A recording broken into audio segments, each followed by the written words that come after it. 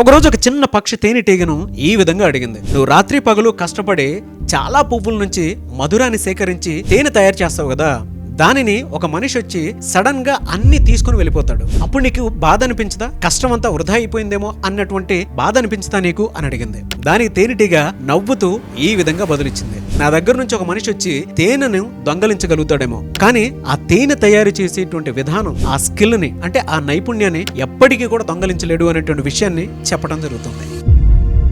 Entire incident మనకేం సూచిస్తోంది అనంటే, మన జీవితంలో మన దగ్గర నుంచి చాలా మంది వస్తువులు దొంగలించవచ్చు, డబ్బులు దొంగలించవచ్చు, కానీ జీవితంలో మన దగ్గర ఉన్నటువంటి నైపుణ్యము, ప్రతిభ, జ్ఞానము ఎప్పటికీ కూడా ఎవరు దొంగలించలేరు. అలాగే జీవితంలో డబ్బుకు సంబంధించినటువంటి నైపుణ్యం గనక మన దగ్గర ఉంది అనంటే, ఎప్పటికైనా సరే తిరిగిపోయినటువంటి డబ్బుని ఎలా అయినా తిరిగి మనం సంపాదించుకోవచ్చు. అలాంటి నైపుణ్యాన్ని మీరు గనక పెంచుకోవాలి అనుకునేటువంటి వాళ్ళు, ఆ స్కిల్ మీకు కావాలి అనుకునేటువంటి వాళ్ళు, మీరు కూడా ఎప్పటికీ కుబేరుల్లో ఉండాలి అనుకునేటువంటి వాళ్ళు, ఫుడ్ మనీ సైకాలజీ పేరు మీద కుబేరా బ్యాచ్ 2 నేను సెప్టెంబర్ 8 నుంచి కండక్ట్ చేయబోతున్నాను. ఎవరైనా సరే ఎన్రోల్ చేసుకోవాలి అనుకునేటువంటి వాళ్ళు స్క్రీన్ మీద మీకు కాంటాక్ట్ నెంబర్ కనిపిస్తుంది, దానికి మీరు కాల్ ఆర్ మెసేజ్ వాట్సాప్ చేసి వెంటనే ఎన్రోల్ చేసుకోండి. అండ్ కౌన్సిలింగ్ కావాలి అనుకున్నా కూడా మీరు నన్ను సంప్రదించవచ్చు. రియల్లీ ఈ క్లాస్ లో కూడా నేను చాలా విషయాలు నేర్చుకున్నాను సార్. వర్తబుల్ క్లాస్ ఇది. అంటే నాలెడ్జ్ అనేది ఫ్రీగా రాదు. ఫ్రీగా ఇంటి పక్కన కూర్చొని గుమ్మాల్లో కూర్చొని చాలా మంది సలహాలు ఇస్తారు, అవి లైఫ్కి ఏం పనిచేయవి. కానీ మాకు ఏదైతే తెలుసో దానికి 1% ఎక్స్ట్రా 10% ఎక్స్ట్రా చూపించారు మీరు, అందుకు నేను సాటిస్ఫై అయ్యాను.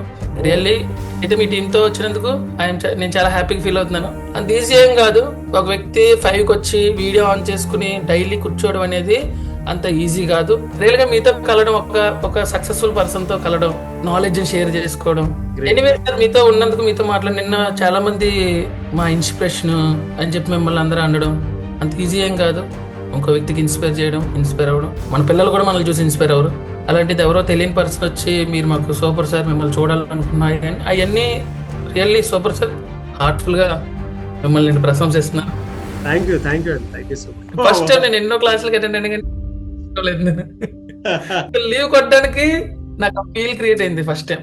Really thank you sir. Me relationship చాలా బాగుంది. Thank you so much Manikanta గారు.